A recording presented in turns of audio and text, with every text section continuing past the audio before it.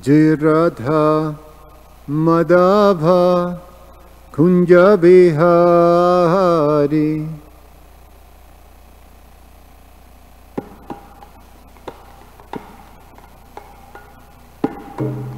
Jaya Radha Madhava Kunja Bihari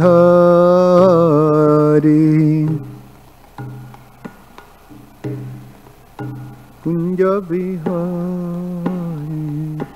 Gopijana Vallabha Giridvara Dhari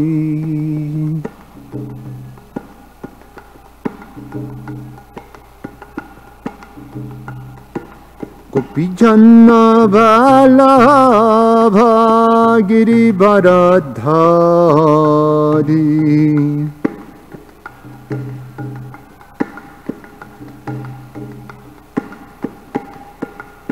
Yashodanandana Brajajana Ranjana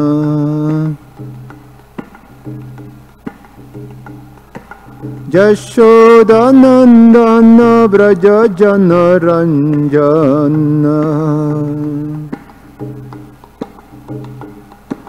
Jamuna Tira Vanachari Jamuna Tira Vanachari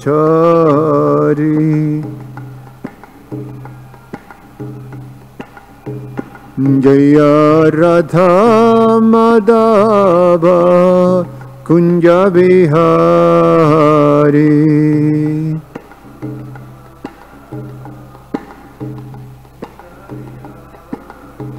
Jaya Radha Madhava Kunja Bihari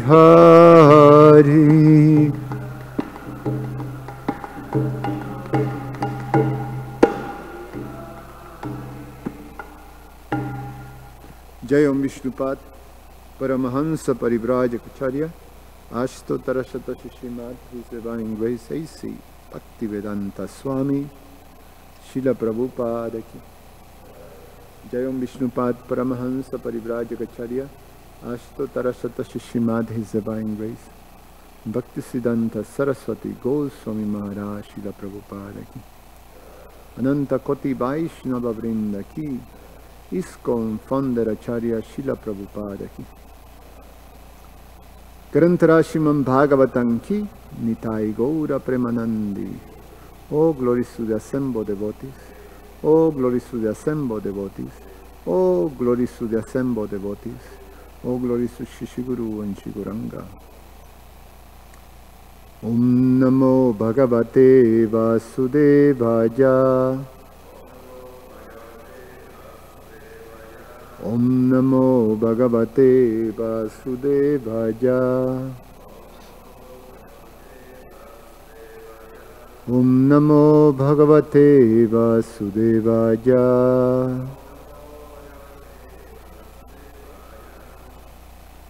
Reading from Srimad Bhagavatam, Canto 10, entitled The Summon Bonon, Chapter 8, entitled Lord Krishna Shows the Universal Form Within the Mouth,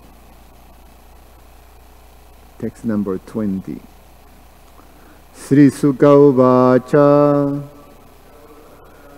Ityatmanan Samadhisha Gargecha Swagriham Gate Nanda Pramudito Mene Atmanam Purnan Ashvinam. Sri Sukha Uvacha Ityatmanan Samadhisha Gargecha Swagriham Gate Nanda Pramudito Mene Atmanam Purnam Ashisam. Ityatmanan Samadhisha Gargecha Swagriham Gate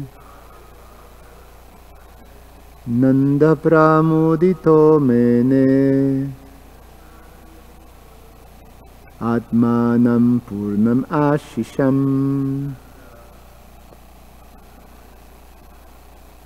Please chant.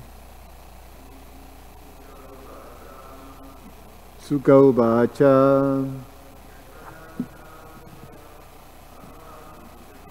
Ityatmanam Samadhisha Gargecha Swagriham Gate Nanda Pramudito Mene Atmanam Purnan Ashisham. Sri Sukha Uvacha Ityatmanam Samadhisha Gargecha Sagriham Gate Nanda Pramudito Mene Atmanam Ashisham. Sri Sukha Uvacha.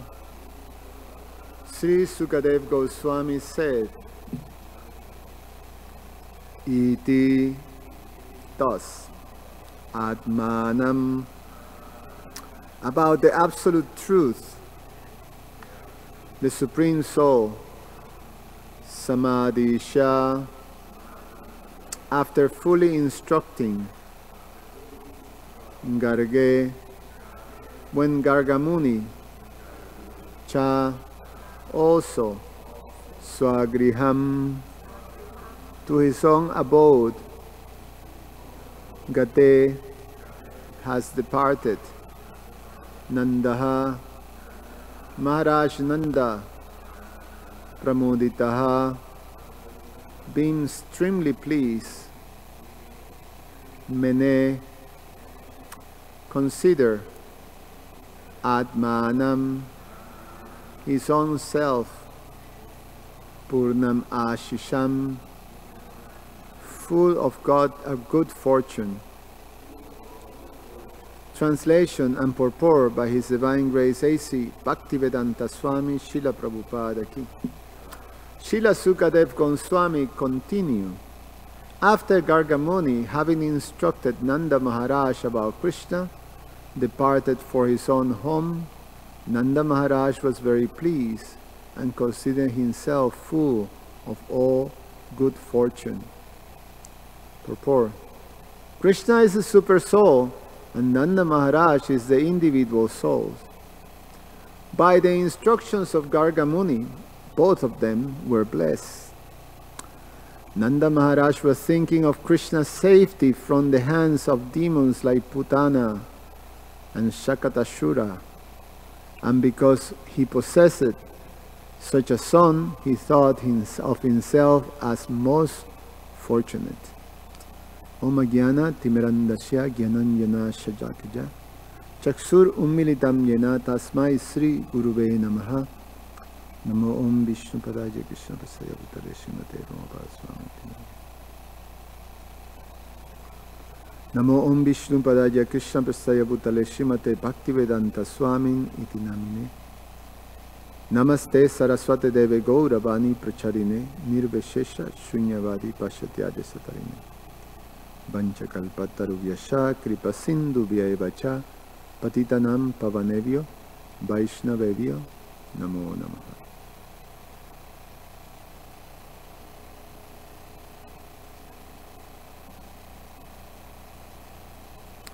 So Nanda Maharaj is described that he thought of himself to be most fortunate.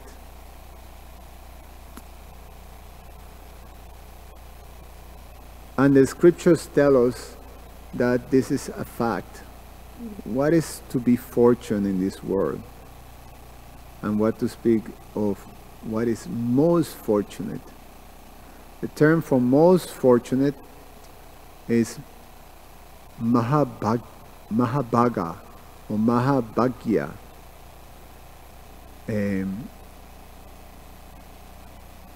Which is supremely fortunate, most fortunate.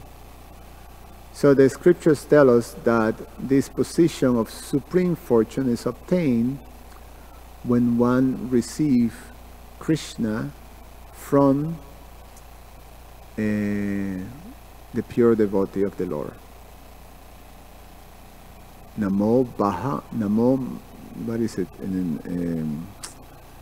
Brahmanda Brahmite Kona Bhagyavan Jiva. Bhagyavan Jiva. The most fortunate souls who are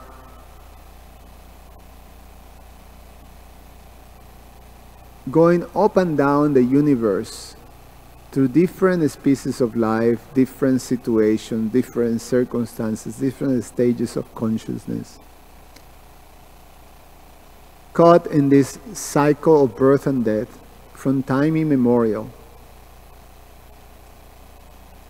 Sometimes appearing as a powerful demigod, sometimes appearing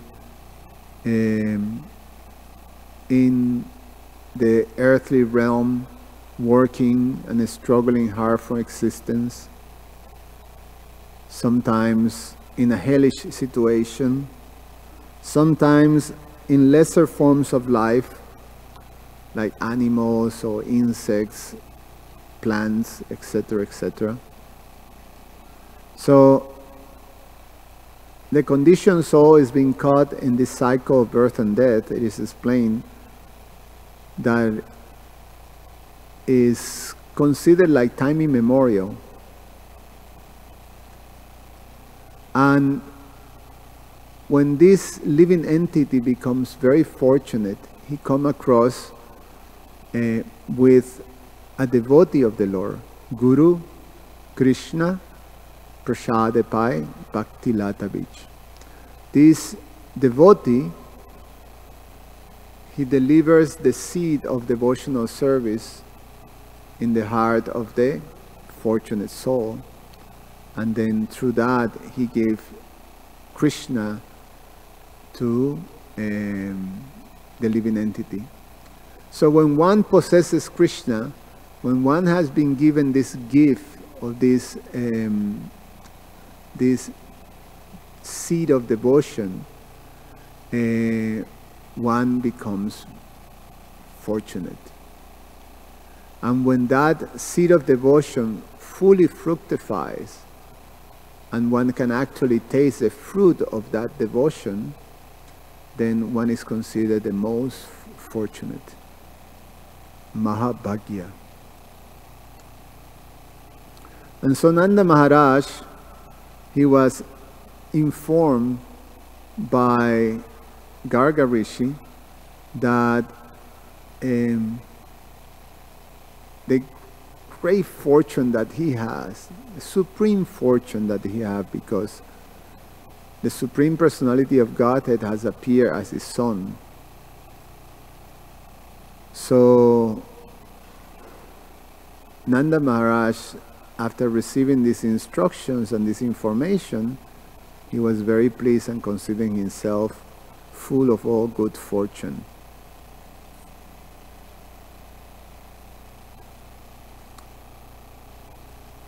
So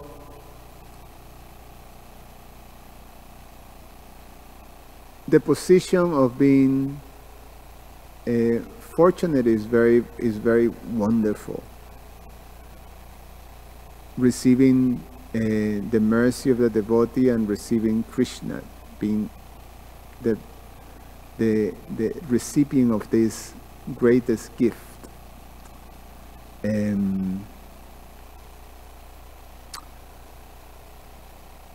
But upon receiving the greatest gift, then there's a great responsibility too. And that's what these most fortunate devotees, they have that sense. They have the sense of receiving something so wonderful and being able to get the benefit of that wonderful gift, and the natural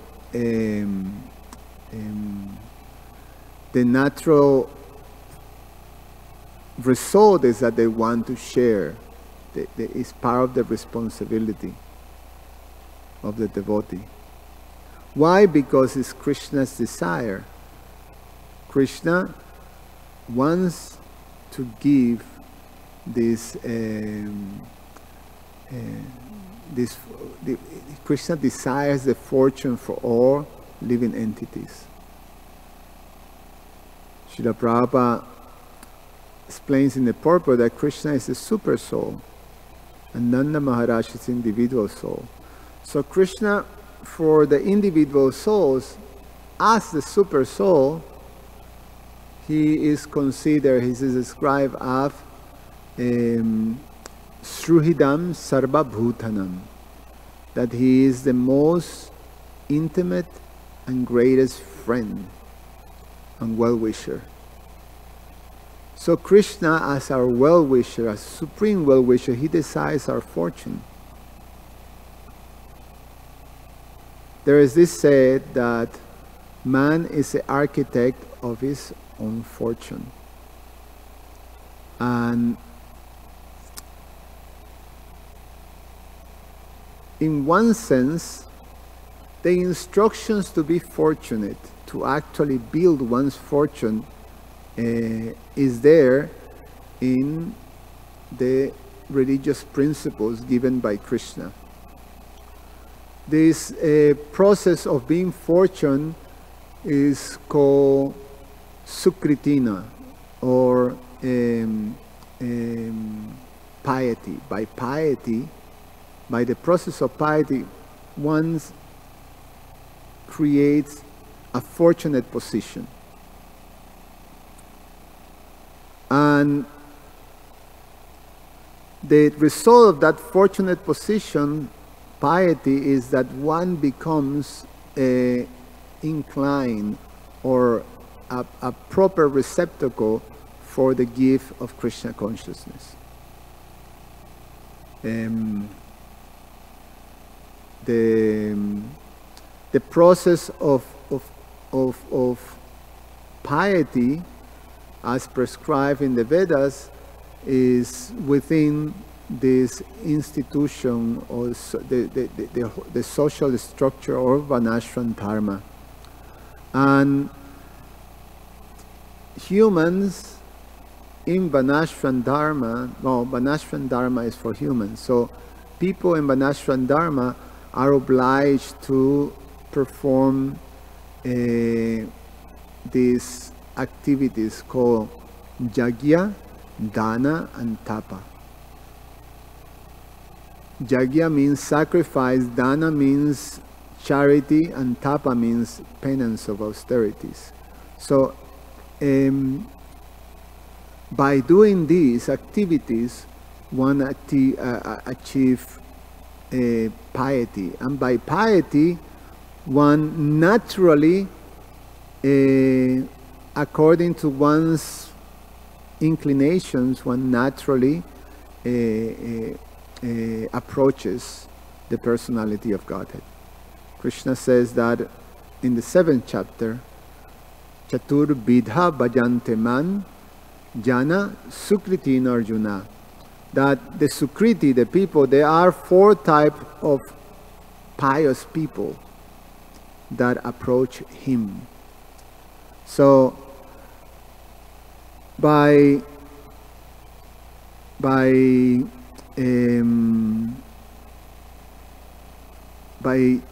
Yajna, Tapa, and Dana, then one becomes pious.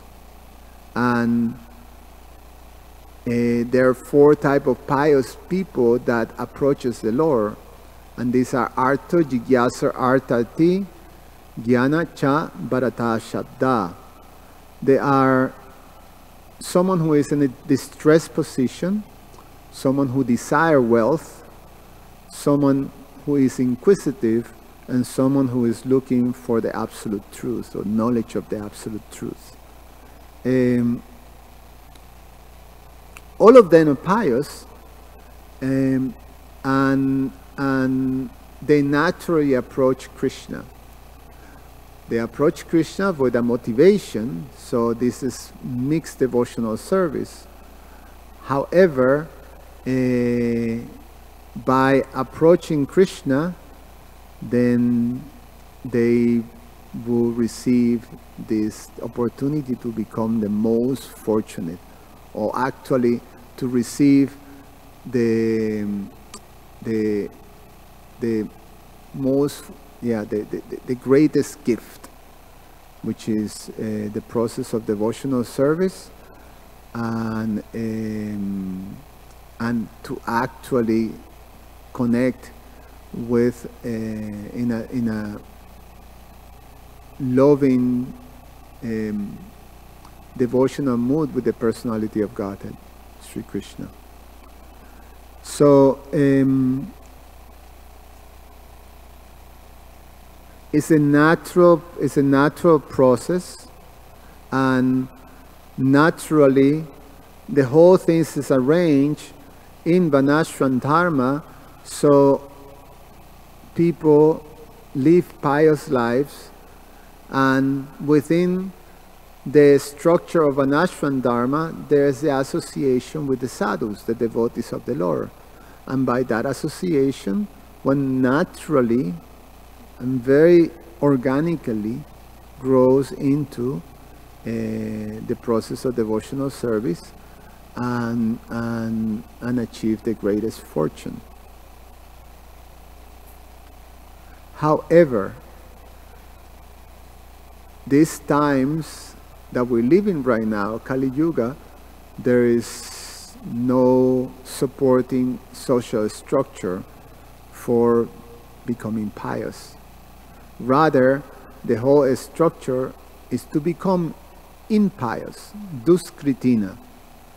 So it is the situation in which people in Kali Yuga live is that automatically one take birth with complete disqualifications. The system of Varnashram is grounded on the process of what is the name of that? Samskaras, meaning that every single person have to go through a series of purificatory rites to be able to through their life. So from the time of conception to the time of death, there is a series of purificatory rites that everybody have to undergo. And so the whole system is arranged for a very progressive elevation of consciousness. So even from the time of birth, one actually have qualifications by the process that was followed during conception. But because that whole system collapsed, is not anymore present in Kali Yuga, then everybody takes birth with no qualification, actually disqualified. And then one grows in a society that is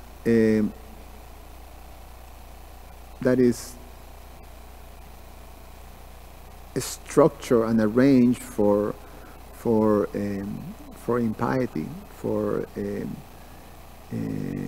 irreligiosity, and things like that.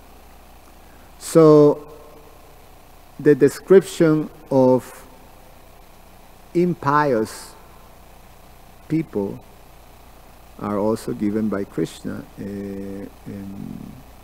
What is this? Namam duskritina mudha prapadyante naradama maya ja aprahitya jnana asuram bhavam ashrita. That there are 4 types of duskritins, which are impious people. Mudhas, that are extremely foolish, and most people, they fall into this category, mudhas. Is basically animalistic life. One is simply worry about eating, sleeping, mating, and defending, and our whole life will be circled around that. And it's a very hard struggle, working very hard for facilitating these things and trying to achieve happiness, just like an animal, animalistic. So the mudha is also compared to an ass-like type of existence. Naradama are living entities that have some higher education, and there's so-called, the term is described as so-called civilized.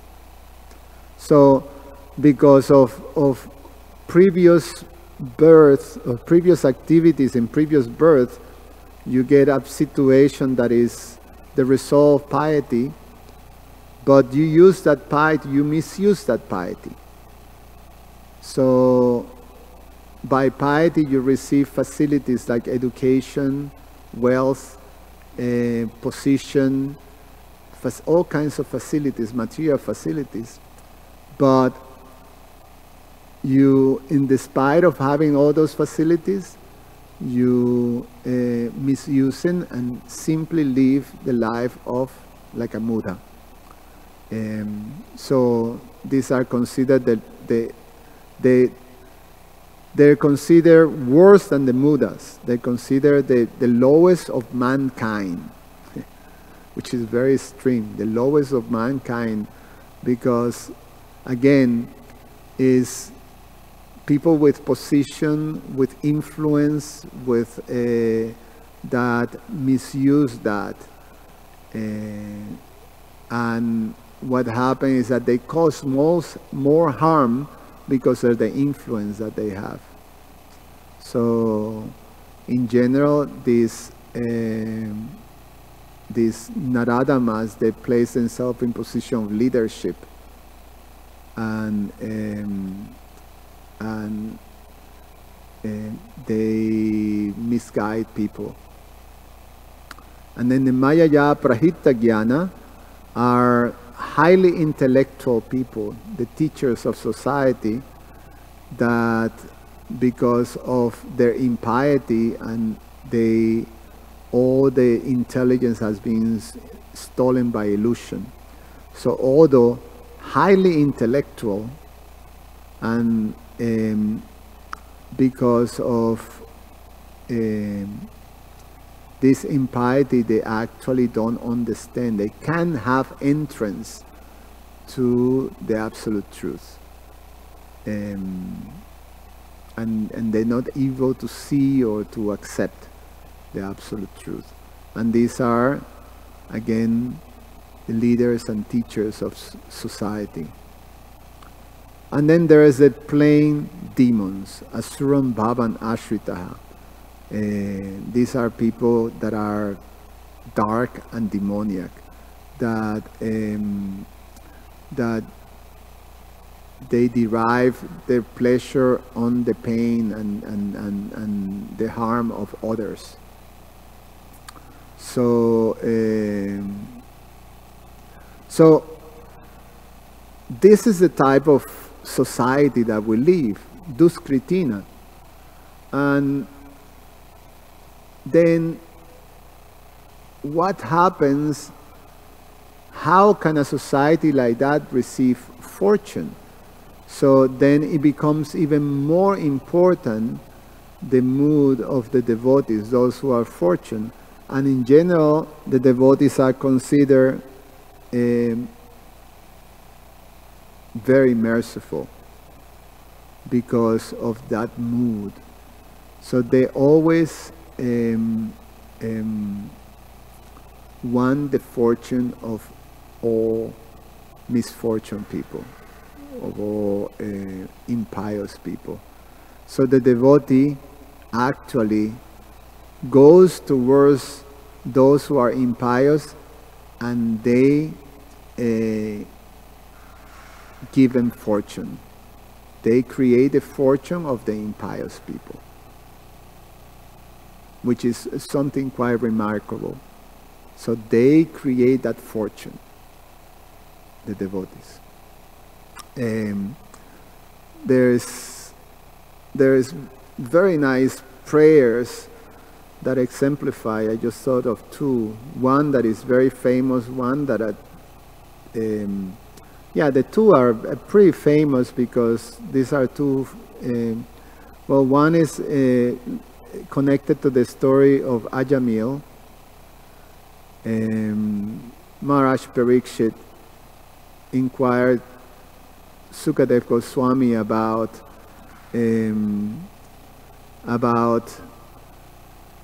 after what happened is that Maharaj Parikshit, after hearing the narrations of the 5th canto, that how the living entities, impious souls, have to go through hell, and all the different hellish planets that are there, and the suffering that they have to go, Maharaj Parikshit's heart became concerned and soft.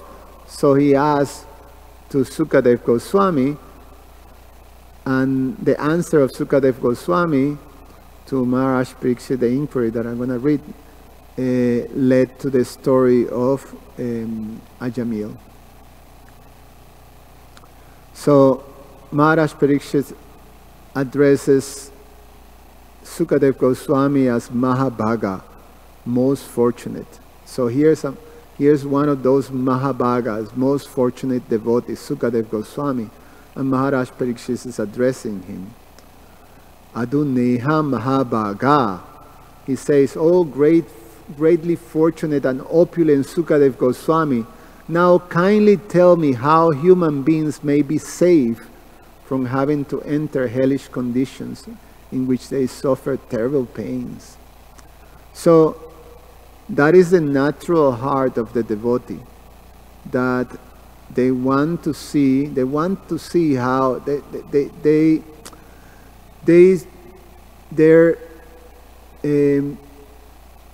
they see the sufferers of others, and they actually take it as their own suffering. And there's a word for that. What is it?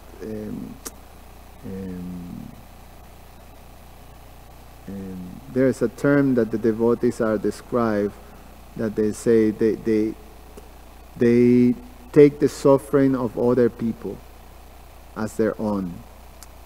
I can't remember the Sanskrit term right now, but we address devotees as Vancha Kalpa Tarubhyasha Kripa Sindhu Vyayevacha. Kripa Sindhu means an ocean of mercy, because they have that mood. And in the prayers of Prahlad Maharaj is possibly one of the most famous prayers that explain this mood of mercy, this Kripa Sindhu, the mood of the devotee. And these devotees that possesses the greatest fortune of Krishna consciousness. Prahlad Maharaj tells Lord Nrsingadev, "O best of the great personalities, I am not at all afraid of material existence, for wherever I stay, I am fully absorbed in thoughts of your glories and activities." So the devotee, this is a symptom of the great fortune, that there's no anxiety in their life. They're fully secure and fully satisfied. So that is the most fortunate position.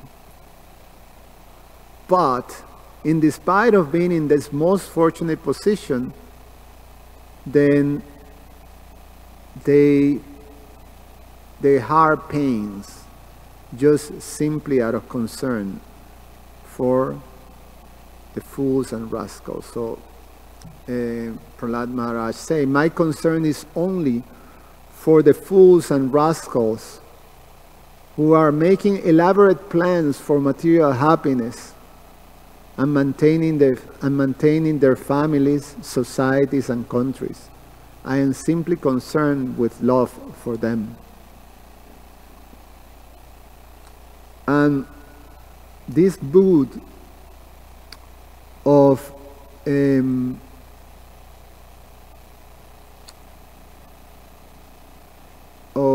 mercy is displayed in the supreme form by Krishna himself in the form of Sri Chaitanya Mahaprabhu.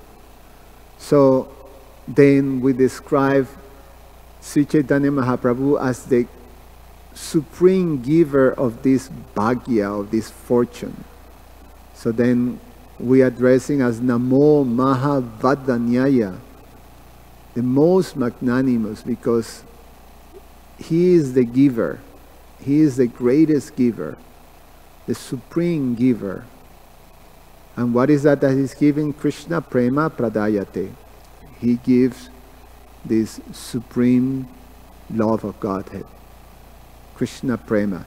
Supreme actually because it's the highest among all the experiences of Krishna Prema that are completely full and perfect.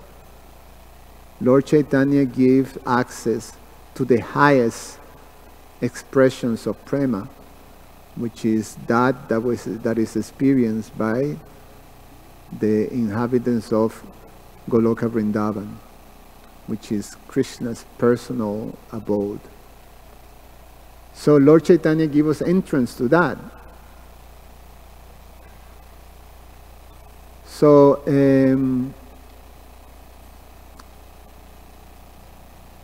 So both Krishna and the devotees, this is their sole desire, to make us fortunate.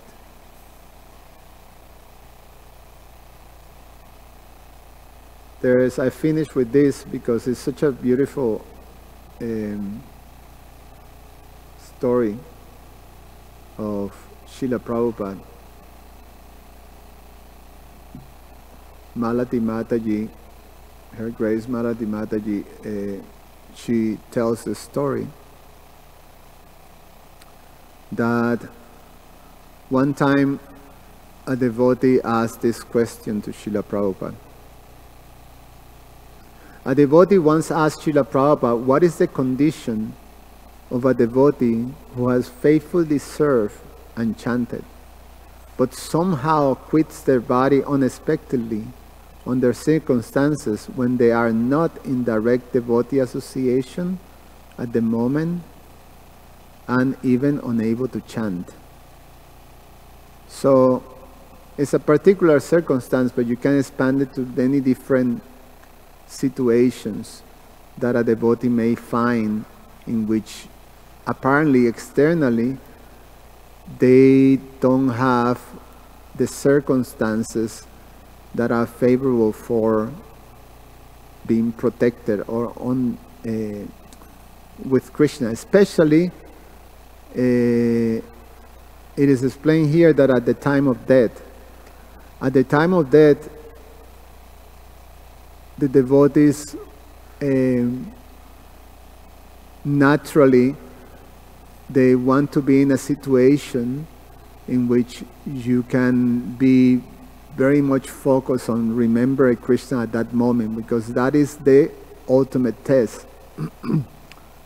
That at the time of death one have to remember Krishna. One have to have.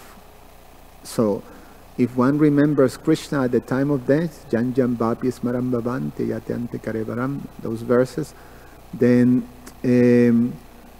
one goes to Krishna. One is finished with material world. So, but what happened is the devotee is in a situation that at the time of leaving his body, he is in a position that cannot chant and is not surrounded by devotees or the circumstances that may help for us to remember. So it means, that that Krishna didn't help the devotee. So Prabhupada answered with a question of his own. Do you think Krishna is an ungrateful man? So that was his whole response to this question. Do you think that Krishna is an ungrateful man? So it is explained by Lord Chaitanya that even if the devotee that have dedicated his life to the service, sincerely to the service of Krishna, even if it's at the time of death, circumstantially this devotee cannot complete or cannot actually think of him, he will force himself into the devotee's consciousness. He will actually appear into the devotee's consciousness. He will make the arrangement. So Malati Mataji, she remembered, she says, that brief instructions brought a great relief to the devotee. It was also a comforting message for me to recall after the death of His Holiness Purnachandra Swami. We have the opportunity to associate with Purnachandra Maharaj when he spent time in New York. We remember it very fondly. He eventually moved to Vrindavan and he took sannyas, and he left his body. We didn't know how he left his body, but here's how he left it. At least, some later narration here. Who was alone in a Russia hospital that denied devotees any visitation, not even allow a simple MP3 with Prabhupada chanting kirtan or japa. So he died in a Russian hospital, basically with no association. So Malati Mataji continued, when I first heard about his departure alone in that situation, I became filled with sadness. I wonder how this wonderful devotee could have been placed in such a situation, which is what, we can think like that. Then I heard how one disciple have managed to wrangle a 15-minute darshan visit a couple of days prior to his departure. Although Maharaj appeared fully comatose, when the devotee chanted, tears came from his eyes and his mouth appeared to move. At that time I recall the sublime message of from Srila Prabhupada and accepted Krishna's wonderful hand in Maharaj's departure.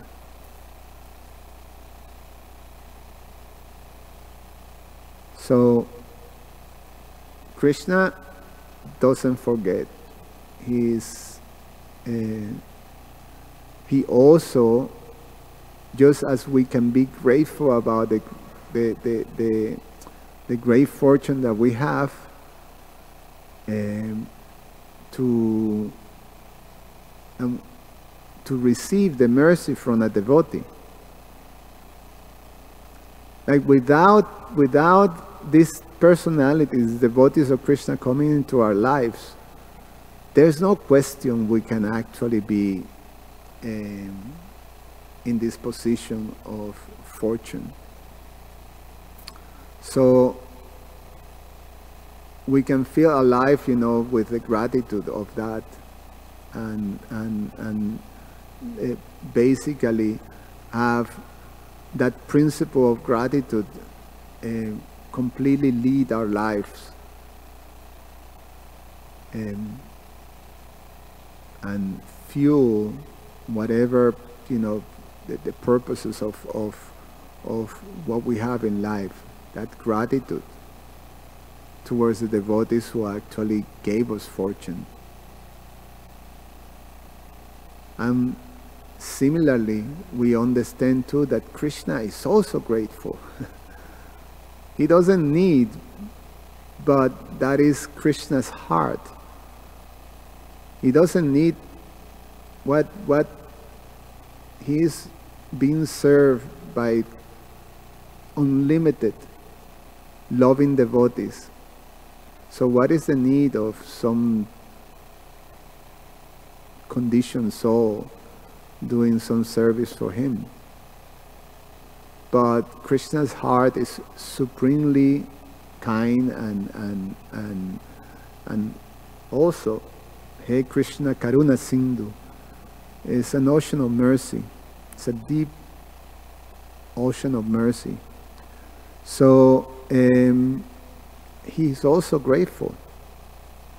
And if he sees that there is a sincere effort from the conditioned souls to actually serve him, he doesn't forget. And like Srila Prabhupada said, that he will be there. He will be there. So the devotee is not worried, and the devotee also sees that when there's a, Prabhupada gave us this instruction. We don't have to worry about all this. Sometimes you have all these different levels that almost become unsurmounted. Is that how you say unsurmountable? That we have to come to Krishna Prema. You have to go through the different stages from Nishta to Ruchi, to Baba, etc., etc. And then and at the end to Krishna Prema. And just to get out of Anartha Nivriti is such a, like unsurmountable task. What to speak of get to Krishna Prema. But Prabhupada once said that just simply follow the 4 regulated principles and chant your 16 rounds and serve Krishna and the devotees your whole life, and you can go back home, back to Godhead. So we just simply have to do that sincerely, with attention, with our full attention. If we simply do that, then we don't have to worry about anything. We don't have to worry about, okay, now the next stage of I have to start to practice, the Raganuga Sadhana and all this stuff. It will naturally come simply by doing these things. And the pure devotee then is, he sees that with confidence. So the death of a devotee, for the pure devotee, is a source of celebration. There was a little more time. There was also, I was reading about Srila Prabhupada dealing with the death of a devotee in 2 situations, but one, Mother Malati also narrates. I received these things from Bhaktisundar Maharaj, since this is really fantastic. So she says, from my early observance of Srila Prabhupada, he did not appear to make a big deal about that. Simply chant and everything will be all right, was his consistent message. In 1967, he received an aerogram. Janaki and I used these aerograms as an excuse to go to Swamiji's apartment on Frederick Street. Janaki was always eager for his association and friendship. We knocked enthusiastically on his door, and when he opened it, she handed him the envelope, exclaiming in a rather excited voice, "Swamiji, you have received a letter from India." He was nonchalant. She persisted by asking, "Well, are you going to read it?" To oblige her, he opened the letter and read it quickly without changing his expression or saying anything. But Janaki was really curious and pressed further. "Swamiji, is it good news? Is it good news?" He replied in a simple matter of fact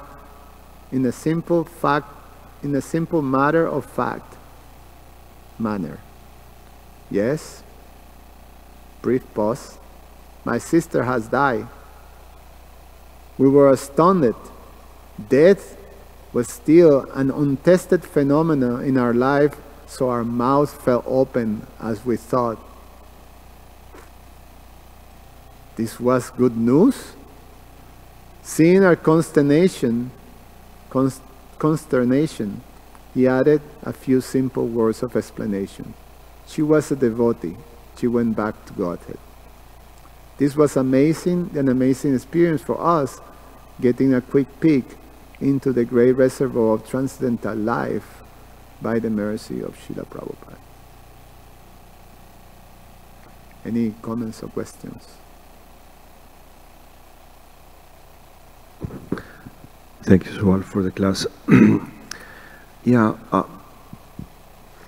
at the very beginning you said that we are not qualified, that we're disqualified. But I don't know if saying that just the fact that we were born as human beings instead of plants, they are fortunate being here, hearing the Mahamantra, bhajans, and being in front, but they cannot chant, they cannot make decisions or anything. We use our goodwill to come and look for that fortune and look for a change in our lives. So I see it like it's not that we are not qualified. We disqualified ourselves because of the misuse of the goodwill. We as human beings decided or not to come and look for answers and look for awaken those qualifications that we were born with as human beings. Am I right? Well, is the way I understand it is the symptoms of Kali Yuga. Humans are the definition of a human in Vedic society is someone who is within the system, the social system of Varnashram Dharma. And that's already a big time qualification. You know, you have these regulations and you follow religious principles, you follow, Dharma, you're within a social structure that is grounded on the principles of religion given by Krishna. They follow the Vedas. So, but you take that structure and then you live, okay, you have a human life. We just have but with no structure that help us, that give us the support to achieve the potential of human life, then it becomes very, very difficult. So we have the potential.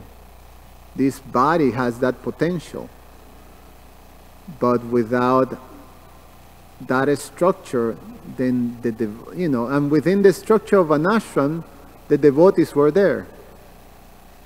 And it says that the Bhaktivedantas, they will go from place to place, and they will go into the houses of grihastas, and so like that, they will instruct and they will help society to advance in Krishna consciousness.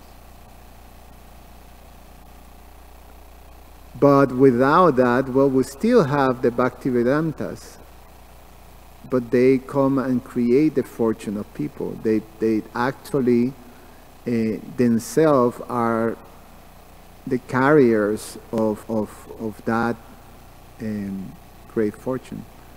So yeah, we have the potential, but because of being in this situation right now, this particular age,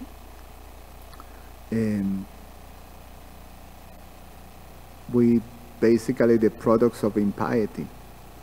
We are the perfect examples of Varna Shankara.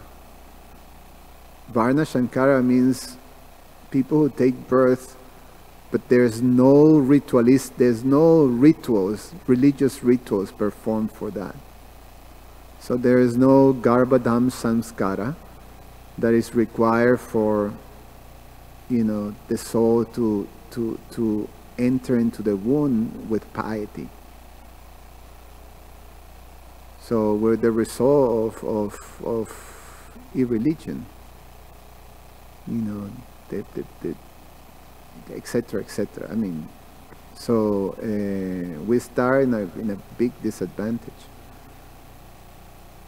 So, but the potential is there, and that's where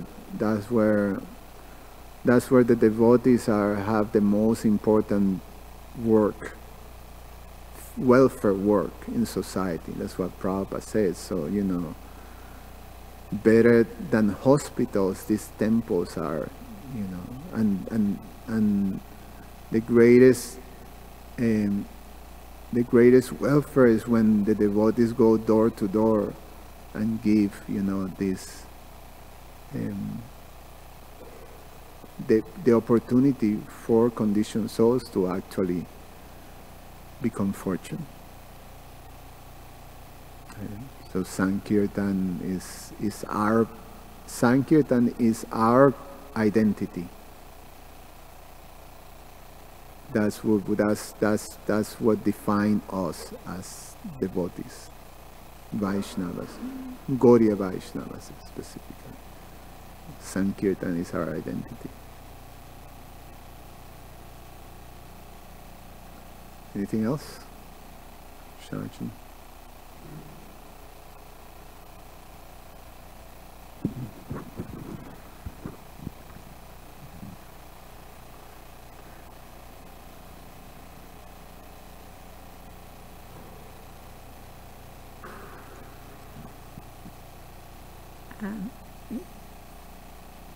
So,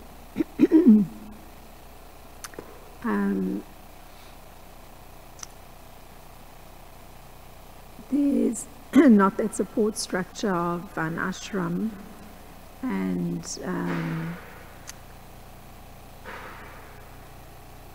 still persons will find themselves in a particular situation, and you were describing you know, someone may be in a position that does include great wealth, or the ability to do charitable work, is based on previous piety. And those persons may be in the position of heads of state. So without the support of the Van Ashram, and although there may be performance of charity in this lifetime in that situation, it seems that the element of sacrifice is missing, because that is dependent on being within the Varnashram structure. So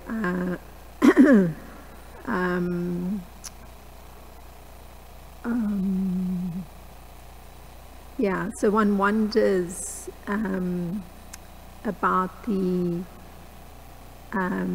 feasibility of continued charitable work on the part of persons in that fortunate position for whatever time period is there that allows for them to perform that, if there isn't the accompanying sacrifice part.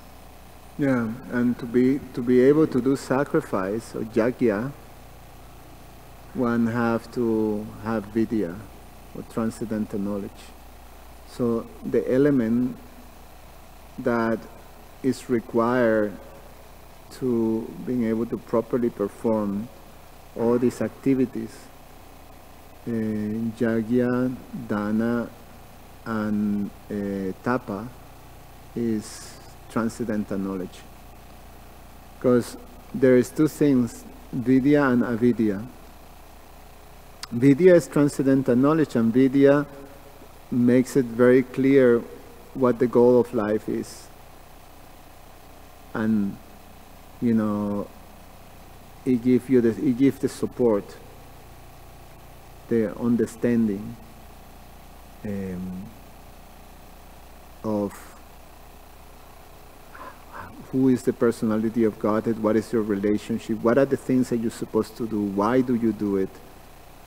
So this is, and it's clear that the goal of life is self-realization. This is what vidya gives.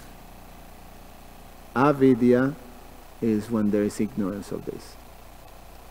So one can perform all those activities with no vidya, with no transcendental knowledge.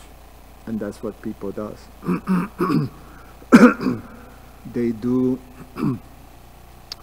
acts of sacrifice. They do acts of charity, and they do acts of austerities, but without proper knowledge. So the result, as per the Sri Upanishad, is that there is a down spiral into hellish life. It's just you can counteract it. And as per the Upanishad, those who take the position of presenting themselves as the guide of society for this process of yagya, dana, and tapa, those who present themselves as the authorities, teachers, guides, they're worse. They're the worst. They're worse as per Sri Upanishad, they're worse than the regular, sense gratifier people. So their condition, their future is even more darker because of that position, taking the position of leading people into hellish situations. So you take that bigger burden. So transcendental knowledge is this very compulsory aspect that have to be there, and that's why the Prabhupada designed basically our outreach mainly is to bring these books to people. So we bring, transcendental knowledge to people. That's what Krishna delivered. That's what Vyasadeva has in mind. That's why he make books. Srimad Bhagavatam and Bhagavad Gita, these books. Within these books is Krishna has appeared in Kali Yuga. So that's what people require. They require contact with this transcendental knowledge. And then once you're in contact, then you start in the process of you receive that seed. So I think okay. So we stop here. Garantarashimam Bhagavatam ki jai.